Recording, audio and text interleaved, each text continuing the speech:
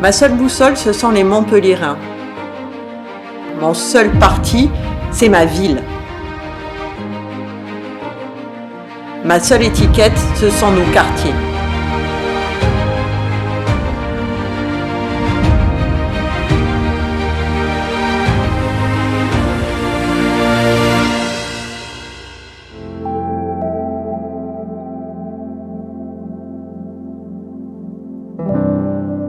Bonsoir, ce soir nous parlons mobilité, mais au fond, parler mobilité, c'est parler de vivre ensemble. Parce que la manière dont on se déplace dit tout de notre manière d'habiter la ville, de penser nos priorités, de considérer les autres. Mon projet est simple, mettre les piétons et les personnes à mobilité réduite au centre de la réflexion. Quand une ville est accessible à tous, elle devient plus juste, plus sûre et plus respirable. Mais remettre l'humain au cœur, c'est aussi mieux relier nos quartiers pour que chaque lieu d'habitat, de travail, d'études, de sport ou de loisirs soit desservi. C'est accroître l'offre de transport en commun avec des bus de proximité connectés aux arrêts de tram pour irriguer absolument toute notre ville. C'est sécuriser les pistes cyclables, les rendre continues, fluides et apaisées, sans danger aux carrefours et aux ronds-points, et c'est demander aux cyclistes de respecter le code de la route. C'est aussi fluidifier la circulation en respectant le plan global, en réouvrant les rues et les ponts qui ont été fermés sans concertation, en mettant en place des solutions de parking à prix raisonnable avec des heures de gratuité. Fluidifier la circulation, c'est aussi ne plus prendre en otage les habitants des 4 boulevards, 15 000 véhicules jour et 900 bus jour. Parce qu'une mobilité efficace, c'est une mobilité qui unit, et je le dis avec conviction, le rôle d'un maire, ce n'est pas de diviser, c'est d'unir. Unir les piétons, les trottinettistes et les cyclistes, les automobilistes, les cyclistes et les usagers des transports. Unir le centre et les quartiers. Unir les générations, unir celles et ceux qui partagent le même espace public. Nous parlerons aussi certainement de ce sujet un peu tabou, la gratuité des transports. Une belle idée sur le papier, mais dont les effets réels interrogent. Offre dégradée, cadence ralentie, sentiment d'insécurité accru, toujours autant de voitures sur les routes et surtout le coût. 42 millions d'euros de recettes dont on se prive. Place à la gratuité intelligente. Ma vision, c'est celle d'une ville équilibrée, apaisée, respirable, où chaque mode de déplacement trouve sa place, où l'on se respecte, où l'on se comprend, où les décisions ne tombent pas d'en haut, mais se construisent avec les habitants. Ensemble, remettons l'humain au centre, le piéton au cœur et la concertation au sommet. Ce soir, nous ouvrons ce débat, pas pour reposer, mais pour rassembler. Alors installez-vous confortablement, partagez le lien de notre chaîne YouTube autour de vous et surtout, participez. Vos commentaires et vos témoignages feront partie intégrante de la discussion. Allez, nous allons commencer tout de suite. Bienvenue dans ce live et bienvenue à mes invités et à mes militants que je vais laisser se présenter. Théo, je te donne la parole. Bonsoir à tous, moi je m'appelle Théo, je suis étudiant en lettres modernes et j'ai rejoint Isabelle parce que son projet de réunir les habitants autour de projets qu'elle a construits avec eux m'a vraiment convaincu. On te laisse la parole, Gaspard ? Bonjour, Gaspard Lépine. Donc moi je travaille dans le transfert de technologie de la recherche publique et je suis militant au MoDem. Et j'ai rejoint Isabelle parce qu'on a porté un beau projet humaniste et qui était centré sur les habitants. Allez, vas-y, à toi, Ethan. Bonjour, alors moi je m'appelle Ethan, je suis étudiant en droit et j'ai rejoint Isabelle parce que certains de ses éléments de langage m'ont bien plu et son programme aussi. Je pense que c'est une personne qui est d'abord déterminée et c'est une personne qui est sur le terrain et qui est finalement réelle, qui sait se préoccuper des problèmes des habitants. Katia ? Et bonjour, moi c'est Katia Barbosa, 47 ans, je suis à ESH. J'ai rejoint Isabelle, je l'ai connue il y a 2 ans grâce à un petit un pamphlet qui avait été déposé dans ma boîte aux lettres.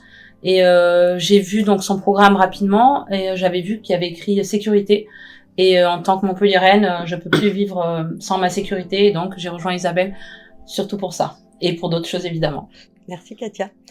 Nous allons commencer ce YouTube Live débat en parlant des piétons. Et Théo, ce que j'aimerais, c'est que tu nous racontes ta vie de piéton, parce que je sais que tu te déplaces, d'ailleurs tout comme moi, énormément à pied dans cette ville.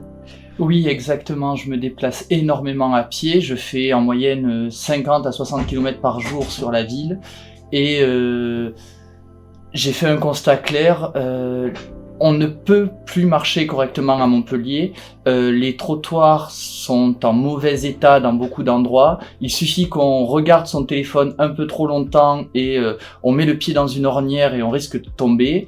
Les revêtements des trottoirs ne sont plus en état pour les personnes à mobilité réduite et pour les poussettes, et surtout le soir en particulier, quand je rentre chez moi, je manque régulièrement de me faire percuter par des trottinettes, et donc la qualité de mes déplacements à Montpellier est extrêmement dégradée. Est-ce que l'un de vous a quelque chose à rajouter là par rapport à l'état? Oui, moi l'état, je voudrais rajouter aussi au niveau de l'hygiène des trottoirs, le ménage n'est pas fait, enfin le nettoyage, je sais pas comment on appelle ça, mais c'est pas fait. Donc on voit énormément de déchets. Moi devant chez moi, je choisis le trottoir que je dois utiliser parce qu'il y en a un qui est condamné par des déchets, il est à moitié cassé, il y a des choses dessus, du ciment, enfin il y a des déjections canines énormément. Voilà, on peut plus marcher comme il dit, et pourtant je suis pas quelqu'un qui marche énormément, mais le peu que j'essaie de marcher, je suis face à une hécatombe pédestrale, si on peut dire. Alors moi aussi, je fais partie des Montpelliérains qui se déplacent énormément à pied.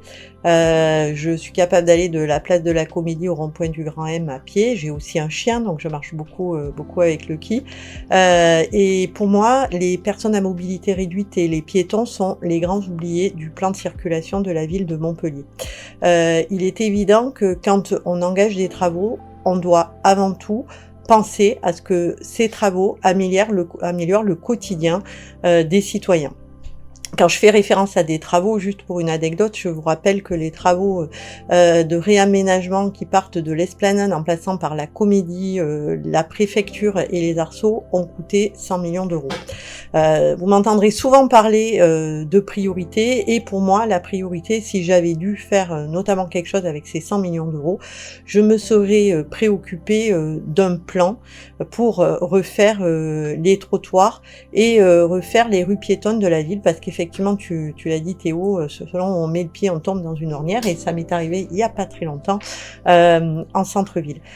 Donc l'objectif nous concernant, ça sera de vraiment mettre l'accent sur ce type de travaux-là, c'est-à-dire refaire les trottoirs, faire en sorte qu'il y ait vraiment un plan de circulation qui convienne aux personnes à mobilité réduite.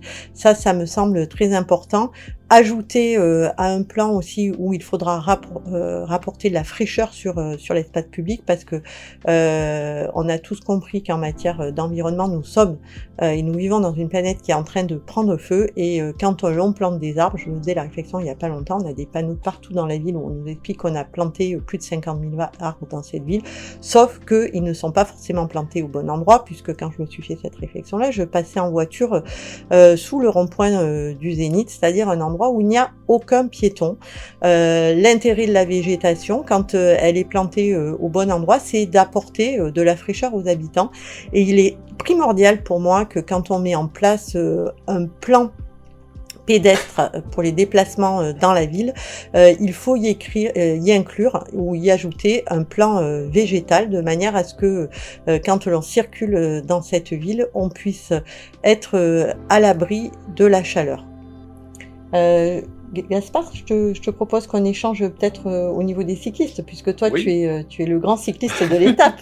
Tout à fait. Ouais, je fais du vélo depuis que j'ai 16 ans, j'ai circulé dans pas mal de villes en France, et c'est vrai que nous les cyclistes, on s'est densifié, on va dire, on est de plus en plus nombreux sur la métropole. Il y a des aménagements qui ont été faits, c'est indéniable, mais il reste encore des points noirs, et surtout il y a des aménagements, on en débattait avec Vélocité la semaine dernière, il y a des aménagements qui sont récents et qui ne sont pas qualitatifs, et ça pose un problème de sécurité. Donc la sécurité à vélo, elle a deux volets. Elle a un volet personnel, être capable de se faire identifier, avoir une bonne bicyclette, pouvoir freiner et essayer de ne pas mourir prioritaire, parce que ça, des fois, ça arrive. Et il y a un volet qui dépend de la municipalité, où là, effectivement, on a un certain nombre de points noirs qui sont constatés. Vélocité a publié son baromètre. On voit bien on monte dans le classement, mais qui reste encore des points noirs, surtout ce qui est étonnant, surtout sur des aménagements récents, comme le cours Gambetta.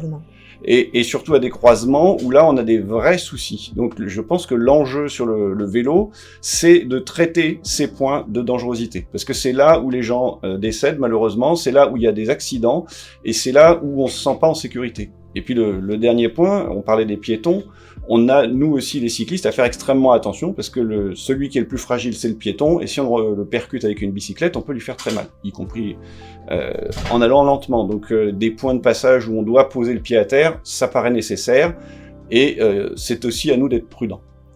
Merci Gaspard pour cette synthèse. Donc, puisqu'on parle vélo, je vais en profiter pour parler de mon positionnement, parce que on a certains élus qui ont tendance à vouloir laisser croire aux Montpellierins que je suis Madame tout voiture. Alors pas du tout. Moi, je suis pour un équilibre entre les piétons, le vélo, les transports en commun et la voiture.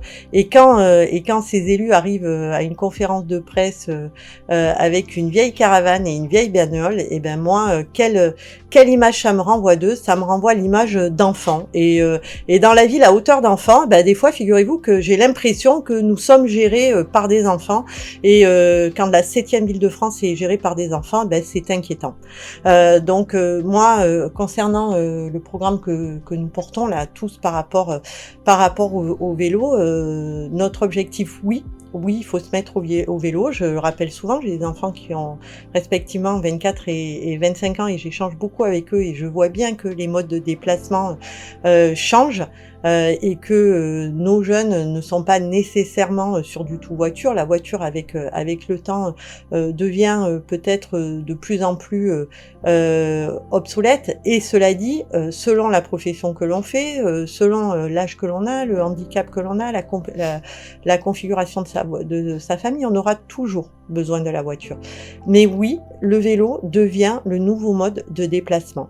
Notre objectif, comme tu l'as dit très justement, Gaspard, ça sera tout d'abord déjà de terminer et de permettre d'avoir des pistes cyclables en continu, parce que aujourd'hui, malgré le travail qui a été fait, nous avons encore du gruyère, et ça c'est primordial. Il faut qu'on puisse partir d'un point A pour aller vers un point B sans qu'il y ait de discontinuité. Il faut aussi, pour justement pouvoir faire en sorte que l'on vive en harmonie dans cette ville, et que les piétons ne soient pas mis en danger avec les cyclistes, travailler les pistes cyclables qui sont encore sur les trottoirs, parce que nous avons encore des pistes cyclables dans cette ville sur les trottoirs. Et pas plus tard que samedi dernier, nous étions, je crois que j'étais avec toi Théo d'ailleurs, nous étions sur l'avenue d'Assas avec les militants, et je me suis fait enguirlander par un cycliste, parce que j'osais, en tant que piéton, être sur un trottoir sur lequel était marquée une piste cyclable. Donc là, il y a un travail à faire, et il y a un vrai travail. J'ai beaucoup aimé effectivement, Gaspard, l'échange que nous avons eu avec Vélocité, et j'espère que nous les reverrons, parce que malgré le fait que nous ayons passé un peu plus de 2 heures avec eux, on n'est pas allé encore au bout de tous nos échanges. Mais effectivement, Vélocité a bien cartographié tous les lieux qui sont accidentogènes, et on fera un travail avec eux, de la même manière qu'il y a un gros travail à faire au niveau des ronds-points. Et ce qui me désespère, c'est que là on vient de dépenser plusieurs dizaines, peut-être centaines de milliers d'euros sur un nouveau rond-point qui a été réaménagé, c'est le rond-point de l'Arbre Blanc, pour y insérer une piste cyclable. Et malheureusement, les travaux qui ont été faits ne tiennent pas compte des préconisations de Vélocité, parce qu'ils nous ont bien expliqué, ils nous ont fait voir des schémas pour nous expliquer comment il fallait faire des ronds-points pour que les vélos et les voitures cohabitent parfaitement. Et là, nous venons de voir que dans cette ville à hauteur d'enfants gérée par des enfants, bien évidemment, on n'a pas écouté les sachants. Quel dommage, vraiment, quel dommage, parce que c'est notre argent public qui est dépensé, et ça, j'estime que ce n'est pas admissible.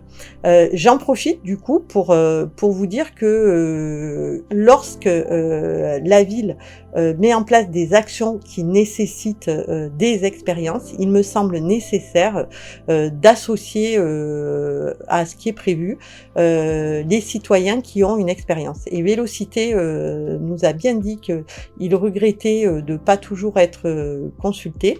Et je pense qu'effectivement, quand on parle mobilité, il faut travailler absolument avec tous les acteurs, c'est-à-dire travailler avec les piétons, travailler avec les cyclistes, travailler avec les spécialistes des transports en commun et travailler aussi avec les ingénieurs qui s'occupent des infrastructures de transport routier. Il faut mettre absolument tout le monde autour de la table de manière à être le plus complet possible, à avoir une vision globale des choses pour essayer, espérer tendre vers le meilleur des résultats. Gaspard, tu as quelque chose à rajouter par rapport à mon échange ? Peut-être un point important, c'est que cette concertation, il faut qu'elle soit suivie de fait. C'est-à-dire que on va concerter, mais on va concerter aussi de manière à préparer la décision. Ça, c'est un point qui est vraiment intéressant de ta démarche, c'est que on concerte pas juste pour écouter, pour entendre, pour recevoir des idées, on concerte pour préparer la décision. Et ça, c'est un point vraiment important parce que l'objectif, c'est que ça devienne concret le plus rapidement possible des concertations. Et après, on a le droit de pas être d'accord. Ça, on leur a dit à Vélocité s'il y a des points sur lesquels on n'est pas d'accord avec eux. Et donc, si on est élu, on fera le choix de ne pas faire. La concertation, c'est un outil qui doit être utilisé pendant tout le long d'un mandat et quels que soient les sujets. Je rappelle que ça fait quand même 2 ans que je suis sur le terrain, 2 ans que j'échange absolument avec tous les Montpelliérains dans tout le territoire de la commune. Effectivement, les Montpelliérains se plaignent du manque de concertation. C'est eux qui vivent cette ville au quotidien et du coup, je suis persuadée que c'est eux qui savent et souvent quand il y a un problème ils ont déjà imaginé des solutions. C'est pour ça à mon sens que dès qu'il y a une action à mener sur l'espace public, il est primordial d'échanger soit avec les utilisateurs, soit avec les habitants quand le programme qu'ils veut mettre en route est un programme par exemple qui concerne une rue ou un parc proche d'habitat ou de lieu de travail. Ethan, je vais te laisser parler de ton vaincu d'usager de transport en commun. Alors moi, je suis donc usager des transports en commun, tant le bus que le tram. J'ai fait plusieurs constats sur notamment la qualité du transport et la sécurité dans les transports. Déjà, le premier constat, c'est un vieillissement anticipé du matériel, qui pour moi est arrivé depuis le début de la gratuité. Il n'était pas visible au début, mais il commence à l'être. C'est un grincement notamment des rails de tram, c'est des problèmes au niveau des portes, c'est la clim et le chauffage qui ne sont pas toujours au rendez-vous, je dirais même très rarement au rendez-vous, surtout cet été. Alors là on n'est pas encore en hiver, mais on va sûrement avoir la belle surprise qui arrivera prochainement. En matière d'affluence, pas mal de soucis aussi. Parfois il faut attendre plus de 10 minutes pour avoir un tram.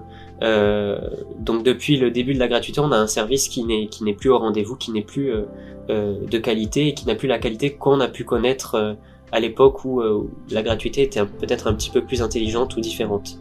En matière de sécurité, c'est pareil. On se sent plus forcément en sécurité dans les transports. Beaucoup de gens ont été victimes d'agressions, moi le premier, agressions verbales, mais il y a d'autres personnes qui ont subi des agressions physiques et j'en connais. Et je pense encore une fois que cette fois-ci la gratuité n'y est pas pour rien, puisque quand on monte dans un tram et qu'on qu'on ne paye pas, on essaye de pas perturber la sérénité pour pas se faire remarquer, alors qu'aujourd'hui finalement vu que personne ne paye et que tout est gratuit pour tout le monde, ceux qui viennent perturber la sérénité ne se cachent plus, et donc c'est automatiquement un problème qui touche la sécurité. Ensuite on a évidemment le problème de la quantité de personnes qui utilisent les transports, qui a fortement augmenté, toujours depuis la gratuité totale. Et là ça pose beaucoup de soucis parce que on a une super application qui nous prévoit les temps de trajet, qui nous dit à quelle heure il faut partir, à quelle heure on arrive, mais dans les faits c'est pas aussi beau, puisque moi sur les lignes de bus la plupart du temps faut en laisser passer 2 ou 3 en heure de pointe pour pouvoir essayer d'en attraper un. C'est carrément le chauffeur qui nous demande de ne plus monter parce que le bus est trop plein pour pouvoir rouler, et ça je trouve ça quand même assez ahurissant dans la 7e ville de France, où on nous a promis un service de qualité. Donc c'est plusieurs des points que j'ai relevés. Il y en a sûrement un grand nombre que j'ai pas encore relevés. On a échangé tout à l'heure, Ethan, sur l'amplitude horaire aussi, et notamment le problème par rapport aux étudiants, parce que quand on étudie, on ne fait pas qu'étudier, hein. Oui. Donc tu nous indiquais tout à l'heure qu'il y avait quand même un souci avec les amplitudes horaires qui du coup vous obligez souvent à prendre les voitures quand vous sortez. C'est ça. Quand on sort, quand il arrive 1h du matin, 2h, 3h, la sortie des boîtes en général, il suffit d'aller regarder les horaires d'ouverture, c'est 5 ou 6 heures. Donc les gens qui restent jusqu'à tard n'ont pas de transport. En fait, si vous sortez à 6h, vous pouvez essayer d'avoir le tram de 6h45 le premier du matin. Si vous sortez à 3h, c'est difficile. Donc que ce soit moi ou mes amis ou pas mal de connaissances, soit on utilise la voiture, on va se garer en ville ou dans les parkings privés qui nous coûtent une fortune, ou bien on utilise le système des Uber parce que c'est la seule solution pour rentrer. On n'habite pas tous dans le centre-ville, et ceux qui habitent dans les quartiers dont je fais partie, il faut bien trouver une solution pour rentrer, parce qu'à pied c'est pas possible. À pied à 3h du matin c'est pas possible, et puis là on empiète encore sur les autres problèmes de la ville, de sécurité notamment. Alors au sujet je te remercie Ethan, et au sujet des transports en commun, moi j'ai envie de vous dire, quand c'est gratuit, c'est pourri. Voilà. Et c'est exactement ce qu'Ethan vient de nous expliquer, du matériel qui est mal entretenu. Tout à l'heure, quand on préparait l'émission, il me disait c'est pas compliqué. Maintenant on a des portes qui n'ouvrent plus avec des scotch qui les condamnent. Il fait 50 degrés l'été dans un bus ou dans un tram parce que la climatisation est défaillante, et tous ces bruits qu'on entend, ces grincements nous inquiètent énormément. Oui, quand c'est gratuit, on n'a pas les moyens d'entretenir. Quand c'est gratuit, on n'a pas non plus les moyens d'avoir de grandes amplitudes horaires ou beaucoup de cadences, parce que ça nécessite plus de matériel et plus de conducteurs. Quand c'est gratuit, oui, il y a de la violence. Et tout à l'heure, tu parlais de la violence qui est subie par les usagers, mais il ne faut pas oublier aussi la violence qui est subie par les conducteurs. Donc tout ça est un vrai problème. Alors, vous le savez, depuis le début, j'ai fait campagne en dénonçant cette gratuité, en disant qu'elle n'était pas soutenable. Beaucoup m'ont dit que j'étais en train de scier la branche sur laquelle j'étais assise, mais au final, nous avons eu un rapport de la Cour des comptes qui est sorti maintenant il y a un petit peu plus d'un mois, et qui rappelle tous les arguments que nous avons eus en avant. En parallèle, j'ai travaillé, j'ai échangé avec l'Association nationale des usagers des transports publics, et le fait c'est que le prix du ticket arrive en 8e position quand on se pose la question de savoir pourquoi un usager prend le transport en commun. Qu'est-ce que veut un usager ? Un usager, il veut de la qualité, c'est-à-dire de l'amplitude horaire. Il faut pas oublier que dans cette ville, il y a des gens qui se lèvent tôt pour aller travailler. Et souvent, ceux qui se lèvent tôt pour aller travailler sont pas ceux qui ont forcément les moyens d'acheter une voiture et de payer les parkings. Donc pour eux, il est essentiel qu'il y ait des transports en commun qui commencent très tôt le matin. Et tu l'as dit toi-même, premier tram, Ethan, c'est 7h moins le quart, c'est ça, le matin ? C'est 6h et quelques, il me semble. Hein, ouais. D'accord. 7h moins le quart. Voilà, Ça c'est permet ce que pas tu disais. à 3h, 2h ou même 1h30 de pouvoir entrer chez soi. On a des gens qui prennent, qui embauchent des fois tôt à 5h, tôt à 6h ou à 7h du matin. Et quand j'échange avec ces Montpelliérains-là, ils ont un petit souci, effectivement, et ça fait partie des des raisons pour lesquelles ils vont prendre leur voiture plutôt que les transports en commun.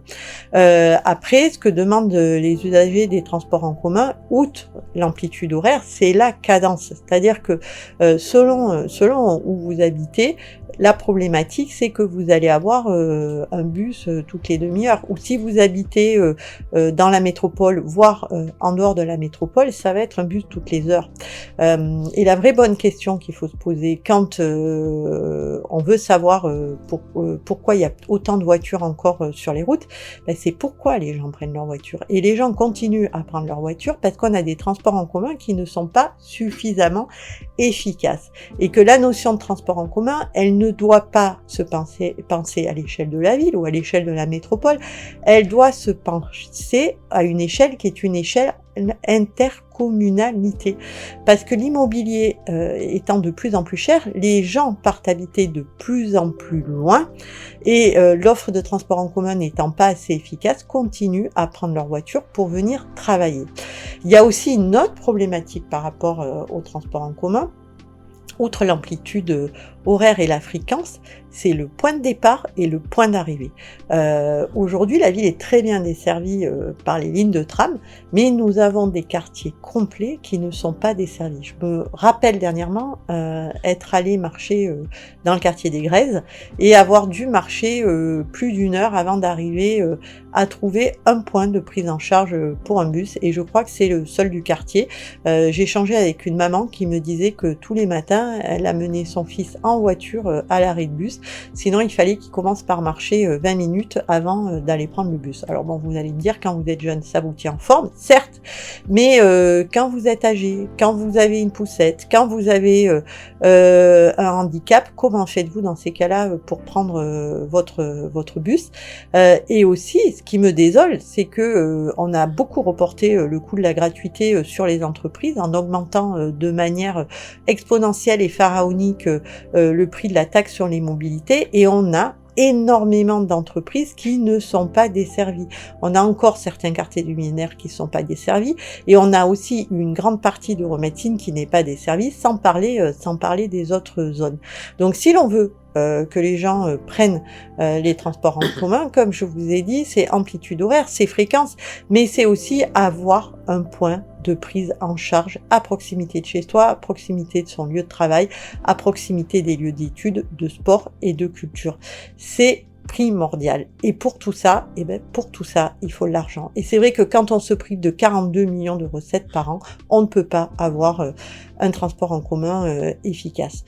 Donc notre proposition par rapport au transport en commun, c'est remettre en place cette efficacité, assurer un vrai transport de qualité pour les Montpelliérains et les métropolitains, et donc c'est remettre qu'on appelle nous une gratuité intelligente en place, ou plutôt mettre en place une gratuité intelligente, une gratuité pour vous les jeunes, déjà pour des raisons de porte-monnaie, parce que quand on est étudiant, on n'a souvent pas des budgets extensibles, et aussi pour vous faire prendre dès le début les bonnes habitudes.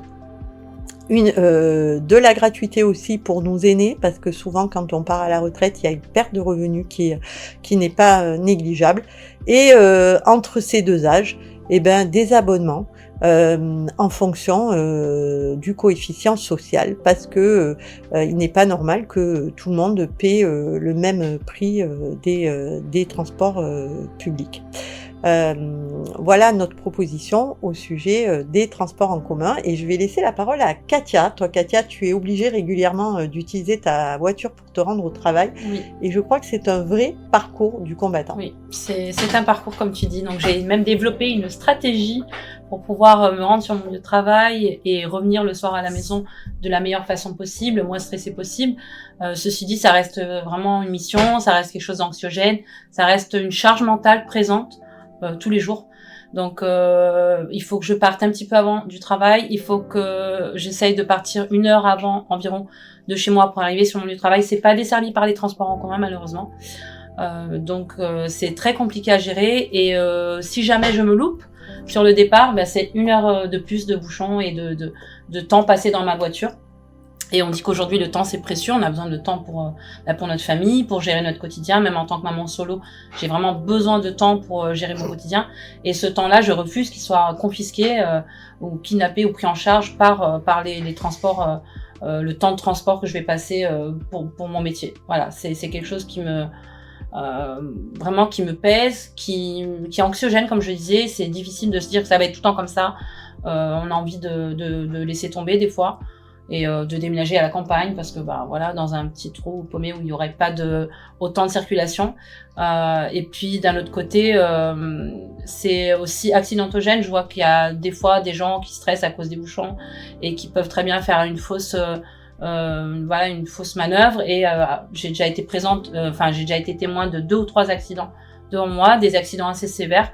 Donc voilà, j'aimerais que ce soit fluidifié. Que ce soit serein et qu'on puisse avoir, je sais pas, une solution, Isabelle, vraiment pour pouvoir circuler de façon plus sereine et de pas faire 10 km, enfin dépenser 1h30 pour 10 km. Je trouve que c'est un petit peu, même par rapport aux autres villes, je sais pas ce qui se fait ailleurs, mais pour Montpellier, je trouve que c'est énorme de passer 1h30 dans sa voiture. Je suis pas la seule, loin de là. Je sais qu'il y a des personnes qui ont opté pour un format hybride, un peu de déplacement aussi, un peu de voiture, un peu de tramway, un peu de vélo aussi. Mais voilà, j'aimerais bien, moi mon souhait c'est que, de rendre la circulation plus fluide, d'avoir quelque chose qui soit pas anxiogène et se dire, je peux arriver au travail en 20 minutes, en 25 minutes, mais sans stresser et voilà, sans avoir la boule au ventre. Voilà. Parce que c'est ce que c'est devenu aujourd'hui, prendre la voiture, c'est ça. C'est tout organisé dans sa tête, c'est tout organisé, notre vie entière en fonction du trajet, en fonction de, le trajet c'est ça, il faut que je fasse ça en attendant parce qu'on veut éviter de prendre la voiture parce que c'est très compliqué. Et donc ça c'est une chose, et puis c'est pour le travail, et puis se déplacer à Montpellier c'est devenu très compliqué. J'ai ma mère qui habite dans le quartier Ovalie, moi je suis à l'opposé. Et c'est devenu une mission pour aller chez elle, pour aller la récupérer. Elle est pas trop mobile en fait, donc elle a vraiment besoin de la voiture pour que je l'emmène à ces différents rendez-vous, tout ça. Et je dois faire le tour 3 fois du pâté de maison pour essayer d'arriver parce que c'est Ovalie est devenu bunkerisé et inaccessible. Inaccessible. Et quand il y a le rugby, alors c'est encore pire parce que alors là on est carrément persona non grata chez nous. Donc on n'a pas le droit d'aller chez nous, il faut qu'on prouve avec des factures qu'on est bien de là. Les infirmières, les aides à domicile qui se rendent chez ma mère se sont pris des amendes dans la rue parce qu'ils ont aussi rendu le parking payant. Donc il y a ces personnes-là qui travaillent, qui disent rien, mais qui vont chez les personnes et pourtant c'est vraiment excentré, c'est pas du tout au centre. Mais elles subissent ça, quoi. Donc on subit tous cette politique de la mobilité qui, j'ai l'impression en fait quand je vous écoute qu'il y a personne qui est content finalement, ni ceux qui se déplacent en voiture, ni ceux... Donc je pense que au moins si on pouvait en faire bénéficier un, ça serait pas mal. Mais là j'ai l'impression que tout le monde est oublié, tout le monde est mécontent. Donc je compte sur toi Isabelle pour mettre un coup de pied dans la première et régler les problèmes. Ce qui est intéressant, Katia, c'est tu synthétises bien effectivement ce que vous avez tous exprimé ce soir, c'est que en fin de compte, on nous a divisés sur cette mandature à cause des mobilités. Plus personne ne supporte personne et au final, personne n'est content. Donc c'est quand même inquiétant. Encore une fois, quand la ville est gérée par des enfants, voilà le résultat. Donc concernant les voitures, notre engagement est le suivant, nous allons effectivement réouvrir les boulevards, rues et ponts qui ont été fermés pour recréer de la fluidité. Nous prendrons le temps nécessaire pour avoir un plan de circulation qui soit un plan de circulation efficace. Je l'ai dit tout à l'heure dans mes propos introductifs et je le redis, quand on a un plan de circulation à Montpellier qui aboutit à ce qu'on ait 15 000 voitures et 900 bus jour qui passent sous les fenêtres des 4 boulevards, ce n'est pas admissible. On a ramené la pollution en centre-ville et ça je ne peux pas l'admettre. Cette politique de punir l'automobiliste a fait que nos quartiers sont bunkerisés. Moi, j'ai l'habitude de dire que nous sommes assignés à résidence.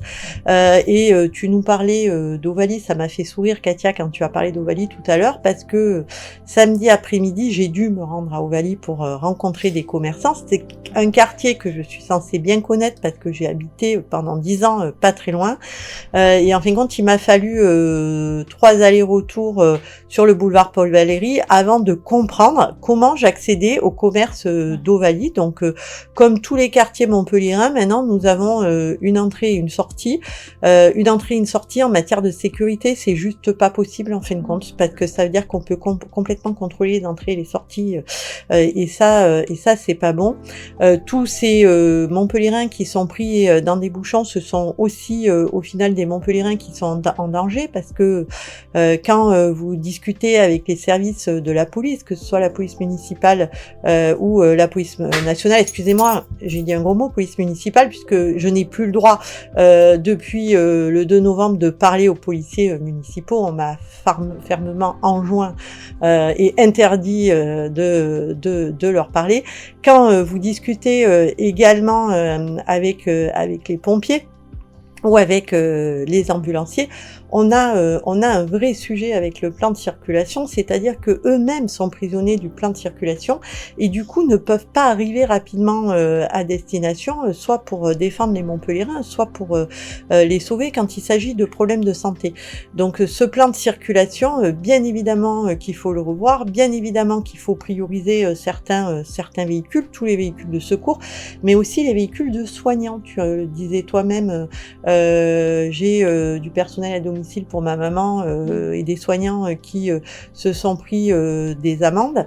Ce sont bientôt des gens qui voudront plus venir, parce qu'on a déjà des quartiers qui, à cause des problèmes de circulation, deviennent des déserts médicaux, et ça dans la 7e ville de France, et qui plus est une ville quand même qui, grâce à son système hospitalier d'excellence, accueille beaucoup de seniors. Ce n'est pas admissible aujourd'hui que nos soignants n'arrivent plus à se circuler et n'arrivent pas à se garer. Donc ce sont des choses auxquelles nous remédierons. De la même manière, quand j'échange avec les chauffeurs de taxi, avec les Uber, qui sont aussi en prestation de service et qui amènent un vrai service à l'ensemble des Montpelliérains, quel que soit leur âge, ceux-ci me disent que la ville devient impraticable. Voilà. Le fait de ne pas pouvoir déposer une personne âgée au pied de son immeuble quand elle habite en centre-ville, le fait de ne pas pouvoir stationner à côté de la gare Saint-Roch pour prendre quelqu'un qui arrive avec ses bagages, ce n'est pas admissible. On ne peut pas l'admettre. Donc on remettra bien évidemment du bon sens dans tout cela. Comme je l'ai dit tout à l'heure, en parlant absolument avec tous les acteurs des mobilités, ça me semble essentiel. Est-ce que vous avez tous des choses à rajouter là par rapport à nos échanges? Parce que après nous passerons aux questions qui nous sont posées par les Montpelliérains qui nous suivent sur ce live. Katia, tu as pas quelque chose à rajouter? Non, ça va? Ouais, peut-être rebondir sur ce que tu as dit. Je savais pas que ta maman aussi bénéficiait des soins des infirmières. En fait, je pense que moi, ça m'a vraiment touchée, quoi, qu'on en arrive là. Enfin, j'ai l'habitude de prendre sur moi pour tout, mais quand ça touche aux soins des personnes âgées, les infirmières, les aides à domicile, je trouve ça inadmissible, vraiment, qu'on en soit là, en fait, qu'elles puissent pas faire leur travail, qui est d'aider nos anciens, nos aînés à vivre, quoi. Je trouve ça vraiment... je pense que c'est la limite, qu'on a atteint une limite et qu'il faut absolument que tout change, en fait, qu'on revoie tout. Et voilà, juste pour ajouter ça sur les infirmières, je pense qu'il y en a beaucoup qui aimeraient bien que ce soit serein de ce côté. Il y a ça, et on a un de nos militants, Charles. Je ne sais pas si Charles nous regarde ce soir, mais Charles a un lourd handicap. Il a vraiment besoin d'aide et d'assistance médicale absolument tous les jours, et c'est devenu une vraie galère pour lui, parce que il habite proche du centre-ville, parce que son domicile n'est pas accessible, et que il n'y arrive plus. Il n'y arrive plus parce que les soignants ne veulent plus, à cause du temps perdu dans les bouchons, à cause des problèmes de parking, venir chez lui.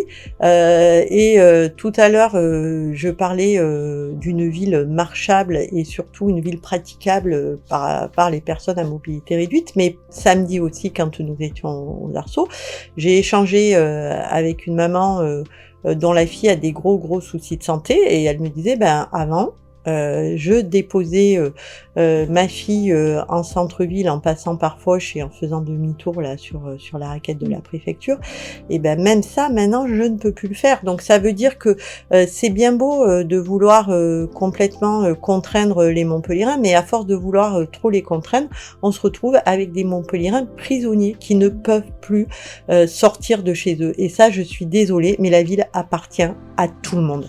Cette ville appartient à tout le monde. Et il est hors de question que nous ayons des Montpelliérains qui se retrouvent assignés à résidence parce que on pratique une politique à Montpellier qui est une politique dogmatique. Là-dessus, je ne suis pas du tout d'accord. Oh, merci. Est-ce que Ethan, tu as j'ai quelque chose à peut-être mal rajouter ? expliqué tout à l'heure. Quand on parlait des horaires de tram, les premiers trams circulent à 4h55. Ce que j'essayais d'expliquer, c'est que entre le premier et le deuxième tram, encore une fois, il faut pas être pressé, puisque c'est des fois des temps d'attente de 40 minutes. Donc finalement c'est comme s'il circulait pas, puisque en 40 minutes on a presque le temps de rentrer à pied à la rigueur. Donc ça c'est une vraie problématique. Gaspard ? Je peux réinsister sur la ville apaisée, la ville où tout le monde n'a pas peur de l'autre. C'est ça qui est important, je pense, dans le message qu'on porte, c'est de se dire que on va réconcilier ces mobilités. Exactement. Et il nous faudra des marqueurs pour le voir, et il nous faudra du travail avec les associations. Quand on a échangé avec Vélocité, ils nous ont parlé d'associations de piétons. Il faut qu'on ait aussi des conversations avec des associations d'automobilistes, de manière à ce que tout le monde dialogue, et qu'avec le dialogue, on apaise les mobilités. Et que tout le monde trouve sa place, parce que moi je reste convaincue que tout le monde doit et peut trouver sa place sur l'espace public. Théo, tu as quelque chose à rajouter? Non, je suis totalement d'accord. C'est d'une importance capitale que tout le monde puisse trouver sa place dans les mobilités à Montpellier et que tout le monde s'y sente bien. Alors nous avons quelques questions. Donc je vais commencer par une question qui nous est posée par Arthur, et c'est un sujet qu'on a peu abordé, Gaspard, alors qu'on en a beaucoup parlé avec Vélocité.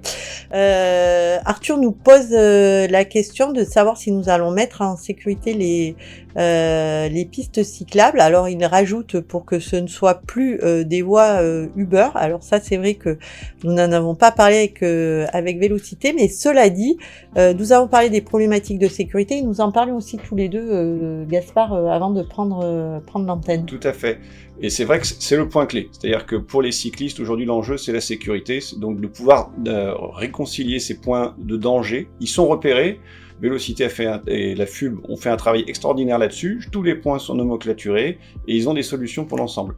Sur les Uber, pour moi, il y a deux points clés. Il y a un point qu'on avait abordé avec eux sur est-ce qu'il faut laisser la capacité aux véhicules de secours de passer sur les pistes cyclables quand elles sont assez larges pour ça. Et ça, il me semble que si c'est possible légalement, c'est intéressant parce que ça permet à l'ambulance de gagner du temps. Les cyclistes se rangent le temps que l'ambulance passe, c'est pas un très gros souci. Il faut vérifier la légalité de la chose. Par contre, il faut pas que ces voies elles deviennent l'endroit où les voitures peu pressées circulent. Donc ça suppose aussi un lien avec la sécurité. C'est-à-dire que aujourd'hui, on a des comportements irresponsables d'un certain nombre de gens qui circulent. Tous les modes compris, piétons, cyclistes, voitures, il faut que ces modes soient sanctionnés et stoppés, parce que c'est là où on crée des comportements et on duplique des comportements, il n'y a pas de sanction, donc on grille des feux, on déborde on se garde n'importe comment, et ça pose un vrai souci de vivre ensemble. Alors je pense que Arthur, quand il nous parlait sécurité des pistes, il y a un sujet que tu as pas abordé, Gaspard, et que tu as abordé avec moi tout à l'heure, c'était la qualité des revêtements et Oui. la nature des revêtements qui font que, hélas, quand nous sommes sur des périodes de pluie ou de rosée le matin, nous avons des revêtements qui sont excessivement glissants, et ça m'étonne quand même parce que nous sommes sur des pistes cyclables qui ont intégralement été faites sur cette mandature, c'est-à-dire des pistes cyclables qui sont complètement neuves. Oui, alors c'est assez étonnant d'ailleurs d'avoir des endroits où on a des points accidentogènes et où il y a eu des essais, où on voit que je prends moi régulièrement l'avenue d'Odève. L'avenue d'Odève est particulièrement accidentogène parce qu'il y a un revêtement qui est mal fait avec espèce de petit trottoir qui n'est pas un trottoir et où tout le monde chute dessus. Et il y a quasiment un accident par mois. Il y a des essais qui ont été faits en bas de l'avenue de l'Odève pour remplir ce creux et sécuriser mais ça n'a pas été déployé. Et c'est assez étonnant de se retrouver avec ces points de sécurité où on les a identifiés, on les connaît et on a du mal à les sécuriser. De même, on a eu un débat avec Vélocité sur les panneaux de prioriser, enfin de céder le passage pour les cyclistes qui leur permettent de tourner souvent à droite, où là c'est à peu près sécurisé, et puis des fois ils permettent d'aller tout droit et donc de passer un feu. Et ça, pour moi ça pose un problème, c'est extrêmement dangereux. Un cycliste ne devrait pas avoir à griller un feu. Alors nous avons une autre question, merci Gaspard pour ton intervention, de Agus V. Vro, ou VRO, je ne sais pas. Je prends toutes les lignes pratiquement tous les jours depuis le CRES, les rames sont surchargées, trop souvent insécures. J'ai bien conscience de cela. Alors là, je pense sincèrement que la gratuité a contribué à l'insécurité. Certainement que c'était les mêmes personnes qui à l'époque prenaient les trams, mais ces personnes-là se faisaient toutes petites parce que si elles ne payaient pas, elles prenaient le risque d'être repérées et du coup de prendre une amende et d'être obligées de descendre du tram. Maintenant, comme il n'y a plus de tarifs, eh bien, il n'y a pas d'obligation et du coup, tout est permis. Si vous avez regardé le premier YouTube Live, et si c'est pas fait, je vous invite à le regarder, nous avons parlé sécurité et en matière d'insécurité, les trams seront équipés bien évidemment de caméras et nous aurons d'ici l'issue du mandat suffisamment de personnel et d'agents en matière de police municipale et de police métropolitaine de manière à rétablir la sécurité dans les trams parce qu'il est évident que sur un transport en commun et de toute façon, quoi qu'il en soit, globalement sur l'espace public de la ville, vous devez être en sécurité. Nous avons une autre question de Gérard qui nous dit « L'idéologie fait perdre beaucoup d'argent pour les professions itinérantes. Au lieu de pouvoir visiter 5-6 clients, on peut en faire que 2 ou 3. Donc notre chiffre d'affaires baisse. Ça génère plus de stress de voir des rendez-vous s'éterniser et de prendre des amendes. » Alors oui Gérard, merci d'attirer mon attention là-dessus parce que on a une de nos fidèles militantes pour son petit surnom qui s'appelle Babette et qui régulièrement me rappelle que à cause de ce plan de circulation qui est là uniquement pour punir les automobilistes, elle perd en moyenne 2 rendez-vous par jour, ce qui est énorme. C'est énorme. De la même manière, quel que soit le quartier, ce que je vais vous dire, ce n'est pas propre au commerce du centre-ville, puisque je me déplace absolument sur toute la ville, et chaque fois que je me déplace, je vais échanger avec les commerçants du quartier. Et quel que soit le quartier, tous les commerçants me disent que depuis 2020, c'est-à-dire à partir du moment où cette mandature a commencé, où les automobilistes ont été mis au piquet, ils ont perdu du chiffre d'affaires. Et en moyenne, ils ont tous perdu 30% de chiffre d'affaires. Ça veut dire quoi?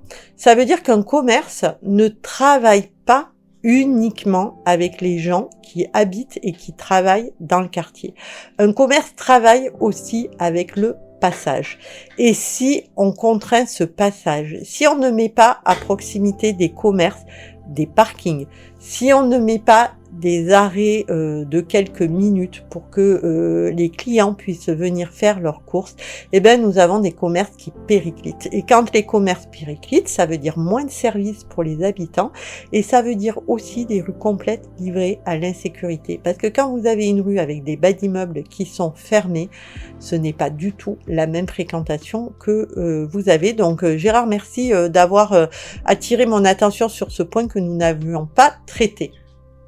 Alors, j'ai une autre question de la vadrouille vintage.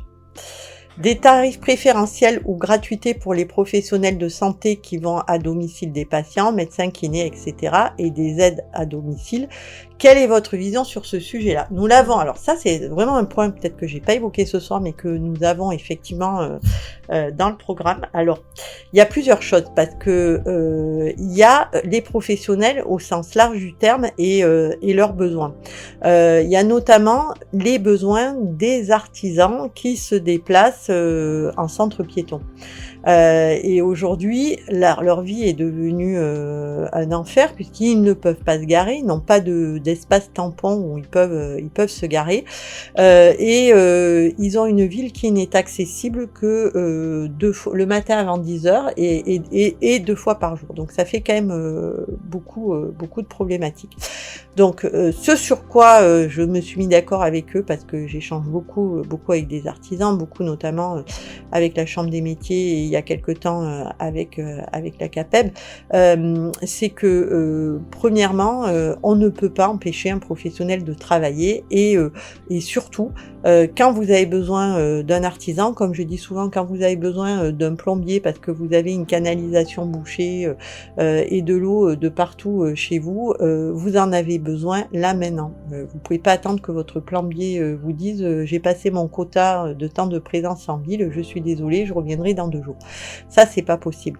Donc on permettra une accessibilité, on travaillera avec eux, toujours concerté, hein, c'est ce que je vous disais, la concertation est essentielle, pour à proximité du centre piéton, mettre des zones tampons pour qu'ils puissent se stationner. Ils ont souvent des véhicules qui sont relativement hauts du coup ces véhicules souvent ne passent pas dans les parkings publics et on fera ça à un tarif préférentiel. Et ce tarif préférentiel, pour moi, il doit exister, outre les tarifs dont je vous parlais tout à l'heure pour les transports en commun en fonction du coefficient social. Il nous faut un tarif pour les parkings pour tous les gens qui travaillent dans cette ville. Et c'est quand même pas très compliqué. Maintenant, on a quand même des systèmes qui nous permettent de préenregistrer les plaques de nos véhicules. Donc oui, je vous le confirme, nous mettrons en place un tarif préférentiel pour tous les professionnels qui travaillent dans cette ville et aussi pour les salariés, parce que quand les salariés ne prennent pas les transports en commun, c'est que il y a souvent une bonne raison et je ne vois pas pourquoi ils seraient impactés. Après, j'ai une autre question qui arrive de Vincent, me semblerait-il. Elle est en train d'être écrite.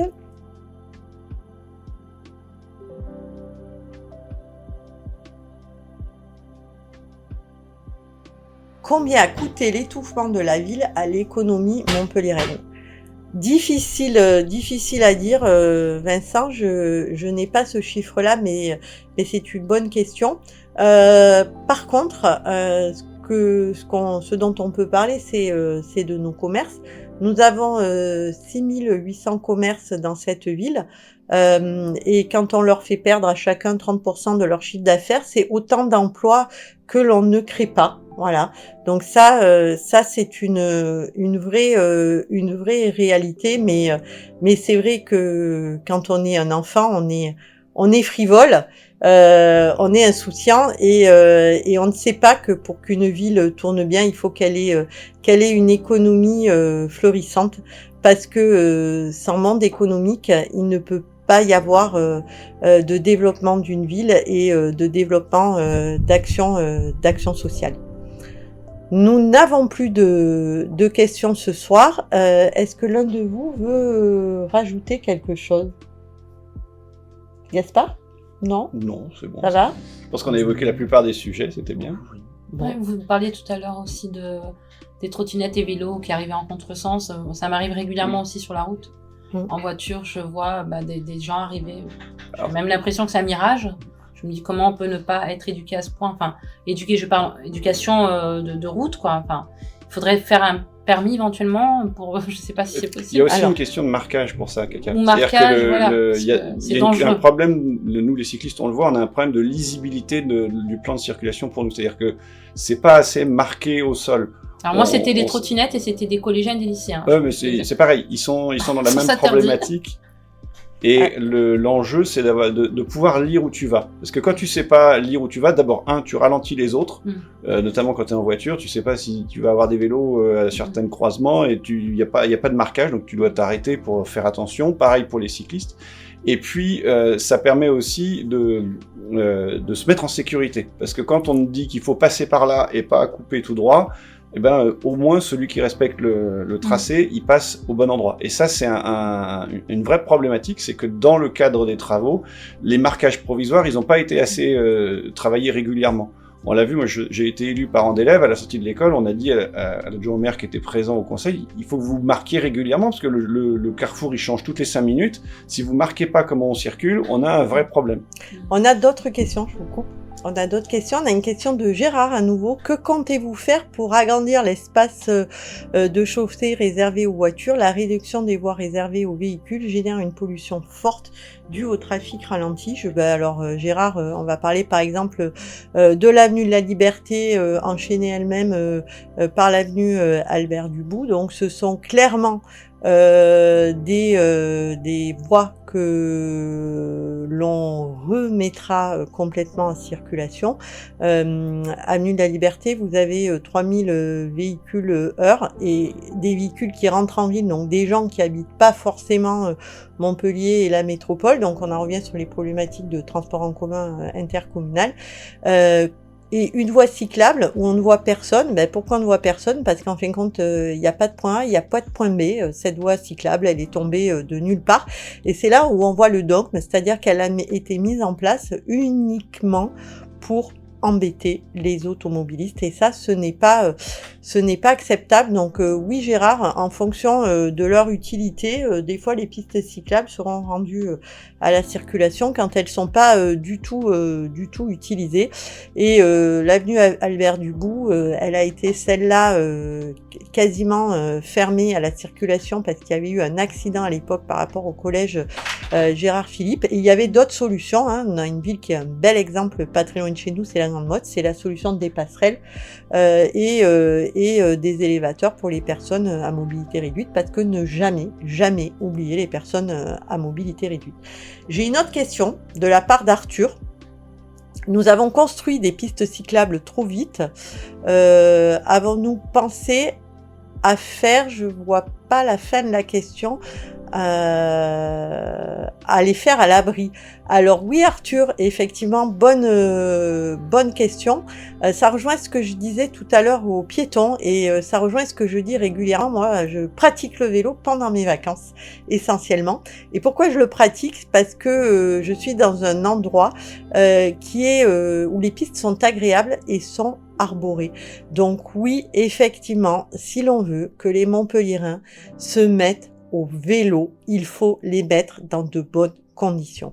Et quand on vous fait faire du vélo, je reviens sur l'avenue de la Liberté, le long de l'avenue de la Liberté, quand on vous fait faire du vélo derrière un couloir de bus, c'est un non-sens. C'est un non-sens environnemental, c'est un non-sens aussi d'un point de vue de la santé. Qui a envie de faire du vélo le long d'une voie qui est très passante et le long d'une voie qui est bruyante? Donc oui, il faut mettre les cyclistes dans de bonnes conditions et effectivement, il faut arborer et paysager ces pistes cyclables de manière à ce qu'elles soient le plus agréables possible. Je suis tout à fait d'accord avec ça, Arthur. Et nous avons encore une question de Gérard, très assidu, si c'est le même Gérard depuis le début de la soirée. Que faire pour réduire la vitesse des trottinettes qui sont dangereuses? Est-ce possible de limiter la vitesse? Oui. Il y a des règles à mettre en place. Il y a un code de la route aussi. Je pense que le code de la route doit répondre à cette question. Et les trottinettes débridées, c'est non, c'est interdit. Clairement, c'est non, c'est interdit. Et oui, alors sachez que avec moi, vous n'aurez pas que de la communication, vous aurez aussi de l'action. Je suis réputée pour être quelqu'un qui dit toujours ce qu'elle fait et qui fait toujours ce qu'elle dit. Je l'appliquerai à ma fonction de maire si les Montpelliérains veulent bien me faire confiance. Et oui, ceux qui seront de véritables dangers dans leur mode de déplacement, tels des mobilités active, c'est comme ça que l'on dit, voilà, que je ne me fasse pas reprendre par nos amis Vélocité. Oui, ils seront sanctionnés. Il y a un point important là-dessus, c'est que le centre-ville est limité à 30 à l'heure. Une trottinette ou un véhicule à assistance électrique n'est pas censé dépasser les 25. Donc tous ceux qui sont débridés, effectivement, ils dépassent. Et donc ils dépassent la vitesse autorisée. Et ça, c'est un vrai gros problème. Philippe nous pose une très bonne question, qui est d'ailleurs dans le programme. Pourquoi ne pas utiliser les ruisseaux qui traversent la ville comme l'avenue du Père Soulas? Effectivement, on a travaillé sur le sujet avec notre équipe qui s'occupe de l'aménagement et on mènera des études par rapport à ça, parce que pour le coup, on a tout un tas de ruisseaux aujourd'hui qui, les 3/4 de l'année, vu le peu de jours de pluie que l'on ait, sont des ruisseaux que l'on pourrait utiliser pour faire du vélo. Alors ne vous inquiétez pas, je vais pas mettre les cyclistes au fond du ruisseau. Par contre, on peut imaginer des systèmes de passerelles qui les mettraient au niveau du terrain naturel pour qu'ils puissent circuler sur ces réseaux-là, qui permettraient de correctement mailler la ville et aussi qui les mettrait dans un univers qui resterait un univers agréable et qui obligerait à l'entretien de ces ruisseaux, parce que si vous avez l'occasion, allez vous promener proche des ruisseaux et vous verrez qu'ils sont dans un état qui est un état déplorable et qui n'est pas admissible pour la 7e ville de France.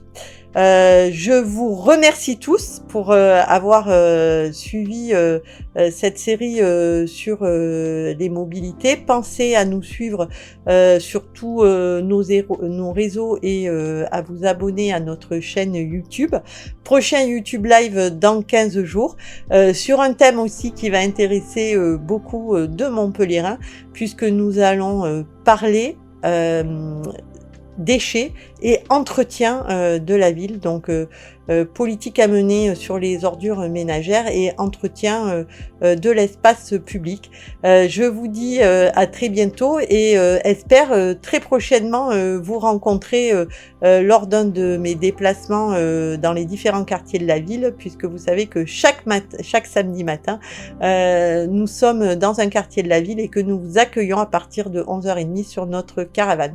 Je vous dis à très bientôt et je vous remercie tous les 4 d'avoir participé à ce YouTube Live. Bonne soirée à tous. Bonne soirée.